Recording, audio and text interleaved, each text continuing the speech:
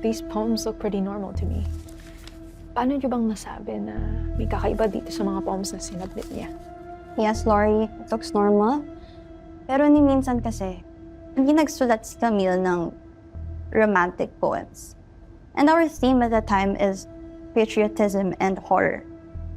Hindi naman siya nagkakamali sa mga themes namin before. I guess you're right.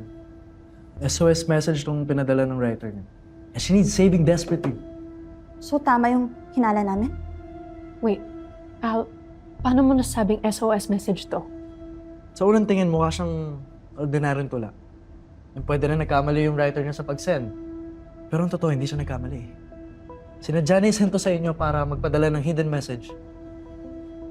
Can you give me a minute?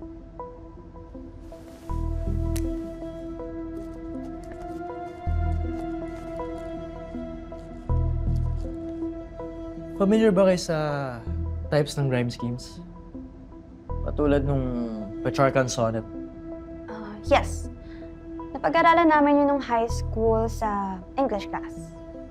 Wait, that reminds me of something. Mahilig gumamit ng Petrarchan sonnet rhyming scheme, si Camille. Well, that explains a lot.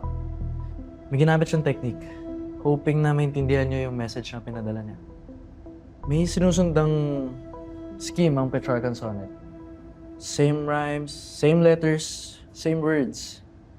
Actually, may 14-line format pa nga yan eh. If I remember correctly, it goes A, B, B, A, B, B, A, C, D, E, C, D, E. It's not a copy of the entire format, but the rhyming scheme's the same. Ang mga linya magkaka-rhyme, label natin sila based sa alphabet letters. Based sa rhyming scheme, ang first, please don't waste your pity on me. Fourth and fifth, save your pity, there's nothing to see. Me and you, everything is tragedy.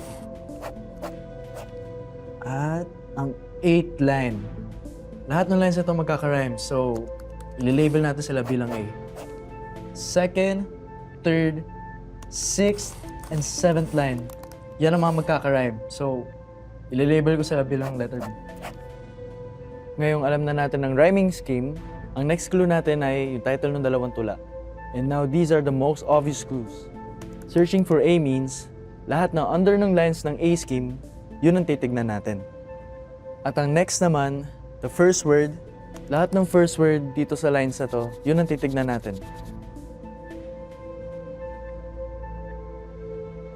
Please save me from my lover, his house.